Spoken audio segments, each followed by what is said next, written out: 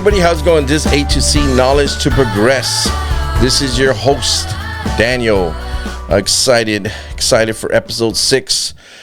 Today I have a special guest, and that is Bobby Allmann. He is my Warrior Path brother. So excited for you to be here, Bobby.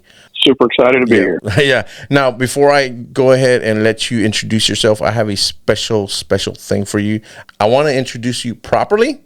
So we're going to go ahead and start off with some music, and you'll know when to introduce yourself. So here we go.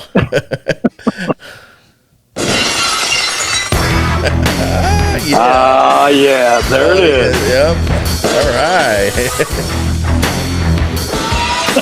Oh, man.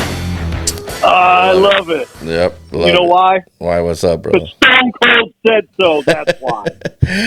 Yeah, Stone Cold said so. It's a pleasure to be on here, Danny. I'm super excited that you asked me to be on here. And just so the listeners know, my name is Bobby Allmann.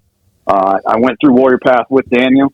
Like he said, we had an opportunity to come together, not realizing how bad our struggles were. Yep.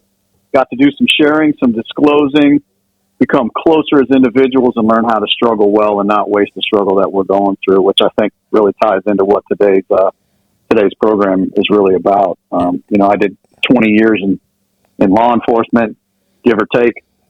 Yep. But vast majority of that was spent in the special operations side, whether it was narcotics or the gang unit or SWAT or community response team, all of those things. I really had an opportunity to experience a lot of things during my time in law enforcement. So, again, it's a pleasure to be on here. And I'm so honored for you to take some time away, especially this being a weekend, for you to come on and talk about, today's quote. So, with that said, the quote of the day: to appreciate the highs we get at the top of the mountains, we must be grateful for the low valleys we start from. Now, for me, when I read this quote, I think about when we're up at the top of the mountain, meaning we're successful, we're joyful for something that we accomplished, our goal, right? And but we get that high, we get that intrinsic reward within that. We're actually, we're so proud of ourselves. But we need to be grateful also, because when we started off at the bottom, we were struggling. We were trying to figure things out. And that enabled us to find that journey to move forward. And as we climbed that mountain and trying to figure things out, we went through challenges, sometimes through traumatic events, right? Maybe we got fired or something, and then we had to get back on. Or maybe we gained weight. We lost 20 pounds and then we gained 40 pounds, but then we got back on and then we got to the top, right? So There's that journey and that lessons learned that we actually got to the top. So that's what I feel that this quote represents. What do you think, Bobby? Well, I think a couple of things that you said. The word struggle didn't come into my mind, or appreciate the struggle didn't really come into my mind. And I think that's a very good point. And it's something that I wouldn't have really thought about prior to going through PATHH. Yep. For me, when I first read that quote, there were a couple of other quotes that came into mind as well, and I think they all kind of tie together. That the wolf at the top of the mountain is never as hungry as the wolf that's climbing the mountain. There's another one that kind of came into play when I look at that, and You're absolutely right. We can't appreciate the good things in life until we understand what the bad things were. Yeah, and through our careers, when you take a look back at that and some of the things that we had to do, whether it was in combat zones or serving search warrants or, losing good friends, all of those things that can happen over, whether it's a military career or a law enforcement career, we don't learn to appreciate those that are in our lives until we've lost people. We don't learn to appreciate those successes, whatever those successes happen to be, whether that's monetary or whether that's in relationships or whether that's, you mentioned it, weight loss. There's so many things that we can attribute success to, or we can view success as, that we're really not going to appreciate those. Yep. Unless we've had those struggles. Yep. And we learn to get through those struggles and overcome those obstacles that have kept us down. One of the ways that I've taken a look at that, and many of the obstacles in my life, I wasn't able to truly appreciate what the obstacle was and even really overcome that obstacle until I took a look back and accepted that those obstacles in my way were because of decisions I made. Good, bad, or indifferent, I'm not going down the road of why those decisions were made, but I have to accept ownership for those decisions.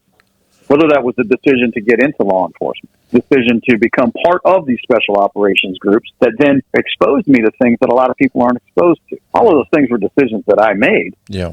That until I own those and accept responsibility for those, I'm never going to be able to overcome them and reach that level of success that you talk about and truly be able to appreciate it the way that I think that quote points that out. That was a big thing for me. It's one of those things that I don't think I really, really came to terms with until we went through PATHH. Yeah. And kind of had some of those discussions that we had there and some of those coping mechanisms and looking back and all of those things. Yeah. I don't know that ownership of my responsibilities and my decisions was ever too much of a problem. I just didn't understand how deep it had to go.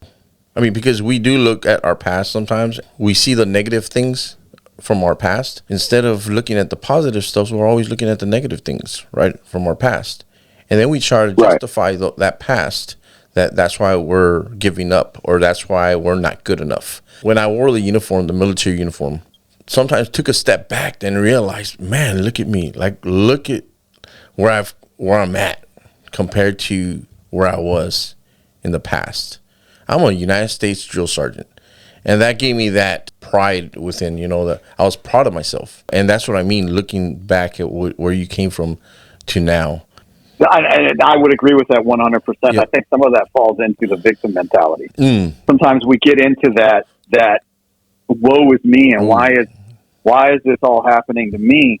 Well, when we fall into that mentality, we can't look back at those and appreciate those struggles or take a look back on things and go, man, that was an ugly thing to be involved in, whatever it happens to be. But tying that back into what I said, if I accept responsibility for where I'm at in life at that particular moment and stop blaming other people for where I'm at or circumstance or whatever it happens to be, we take away that victim mentality and now we learn to struggle well. I can accept that responsibility and I can move forward.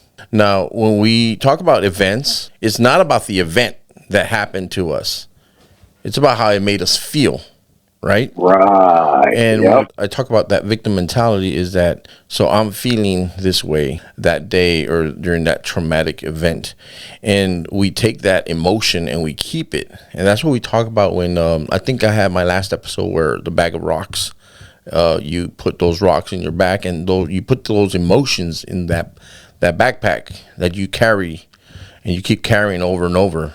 And that is what kind of creates that explosion, or you just say, I'm done. Emotions, right? The victim mentality. How do we get out of that victim mentality? Again, I go back to saying what I said in the opening is that it's accepting responsibility for the decisions that you make. Yep. And that goes both ways. That's not just accepting responsibility for the things that went bad. Yep. There's good things that come out of life that you've made decisions in as well. And I guess you could take that a couple of different ways. It's also that bad decision or that bad moment that you were in when you accept responsibility for it.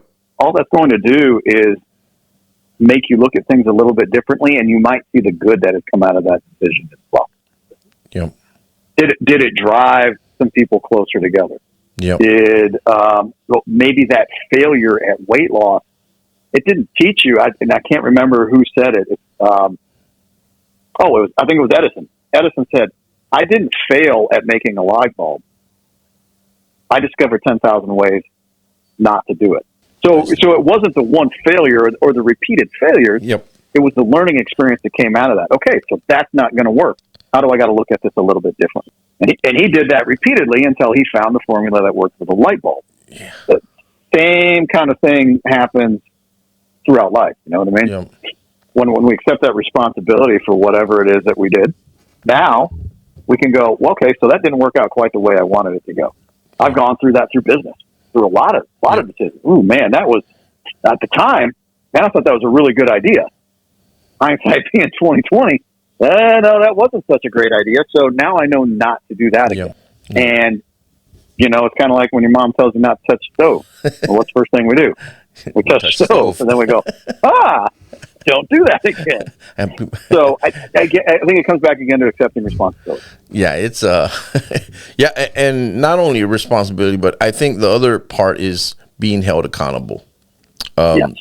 And how do Great we point. hold others accountable? Now, for me, it starts with trusting others and connecting with others in order to hold someone accountable. Because if, say, someone tries to tell me something and I don't pay attention to them, the reason why I feel that I wouldn't be paying attention to that individual is because I don't trust them and I don't have a connection with them, right? But like you and me, like we have a connection. We've shared stories. We've listened to each other, and we've created a bond, and we have a connection. So if you ever were to tell me something, I would listen to you because we have that connection. And accountability is a big part of making sure that we don't quit. We keep going because we need our 3 to 5, right? Our 3 Absolutely. to 5. So I believe when we talk about the quote, going back to the quote, we're not alone when we're starting on these low valleys. You're not by yourself. Correct. And I think the biggest part about being successful, we have 3 to 5 individuals that we trust and connect with one another that are going to help us on this journey up the mountain, right? So we can't forget that. We can't forget that we also have others that are trying to get through this journey with us. And the reason I say this is because I just want to emphasize that we're not alone on this journey to the top of the mountain, and we're not alone at the bottom of these valleys. So Yeah, I think that's a great point. Oftentimes we don't realize that we're not alone.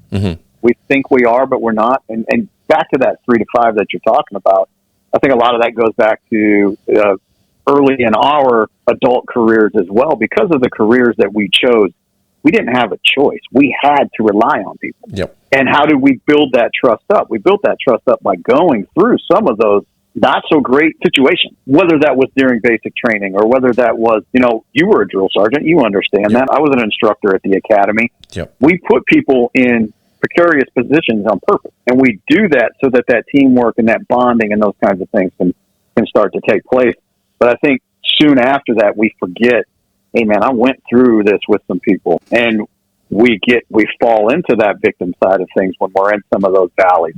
Oh, yeah. Going, oh man, I'm down here by myself. Nobody's going to help me. Yep. Or vice versa, we get a little bit too macho about it and go, I don't need anybody's help. Yeah. Both of those are not very good spots to be in. They're not. We need that. We're social creatures by nature. Yep. We need each other. I don't care how machismo somebody wants to be about it. I can do it all by myself. Okay. There's no such thing as a self-made man. Yep. Somebody has had help along the way, every step, whether they want to recognize that or not. And in order for us to get out of that valley and keep climbing that mountain, we've got to rely on some people. Whether that's relying on our climbing gear, and if you really want to break that down even further, we had to trust that somebody made that climbing gear in such a way that it's not going to fail us while we're climbing. We're still relying on somebody, whether we think we're doing it by ourselves or not. Yep. Yeah, you hit the nail on the head there. We're not alone. And we're certainly not alone. We're not alone when we're at the top either. Oh, yeah. No, we're not. Yeah, I love that. We're not alone at the top. All those people that helped us, we brought them along. And then it's an opportunity for us to look back and go, hey, maybe somebody's a couple rungs down this ladder from me. And at some point, they helped me get to where they were at, or kept pushing me from the bottom, even though they're not to the top yet. What's it going to take for me to throw a safety line down there and give them a hand as well? Yep. No, it's that wisdom that we gain when we're at the top of the mountain. Wisdom is gained, but it must be given back, and that's something that we all must do because we're social animals. Man, I know. Look, we got deep, huh? I know. Yeah. So we've covered a lot with this quote, and I appreciate your feedback and your thoughts pertaining to this quote. But now it's time. It's time for the main event. No, this ain't the main event because the quote was the main event, but this is important because the audience wants to hear whether it's a funny joke or a funny memory. So you tell me, what do you want to go with? Well, I'm not very good at jokes, especially jokes that could be told on what I'm assuming is a semi-friendly family friendly podcast. Yeah.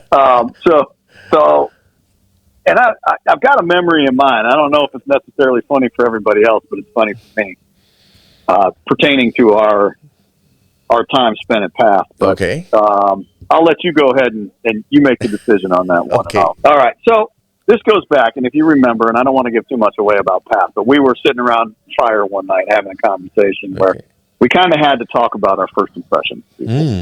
Okay. And the one thing that stands out in my mind is that apparently from the minute I walked in the door up until we actually started to get a little bit of disclosure going on and started to bond a little bit as a unit, is that the overwhelming majority of people thought I was an asshole. That's right.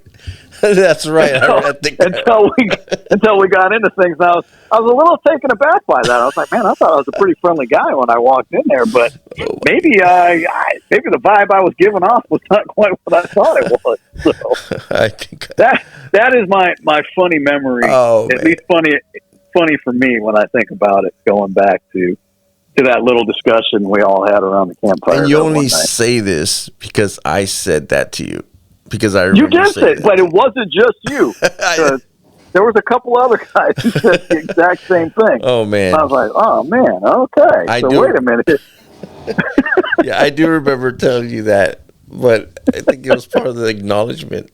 Yeah, that's what it was. Yeah, that was the exact. Oh man! Oh, it's coming back around. You see? Yeah, now you see, right? You tell me.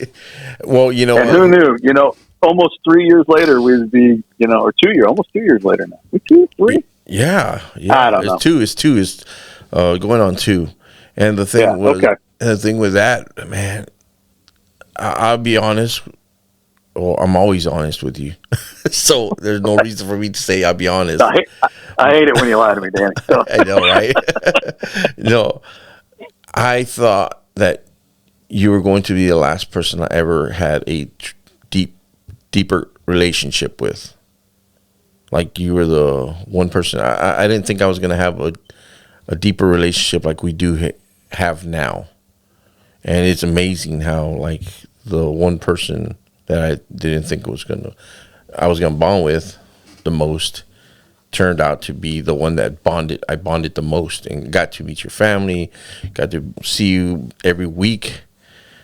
So we've had a lot of great discussions and conversations, since PATHH, and it's just remarkable how you never know who you're going to meet and right. that connection you're going to build with them, and that's why I say go out there, right? Yeah, you never know who you're going to bump into.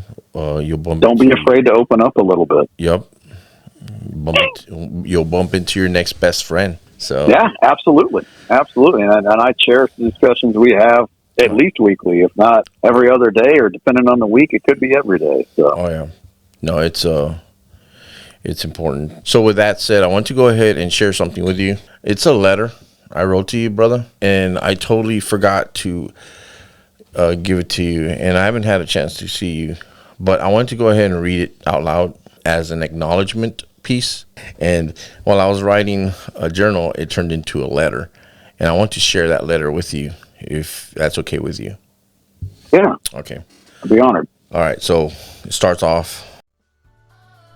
Hey everyone, I hope you enjoyed that last episode. Thank you so much for joining me. Tune in to next time when we actually continue this discussion where we left off. Have a great day. Catch you on the flip side.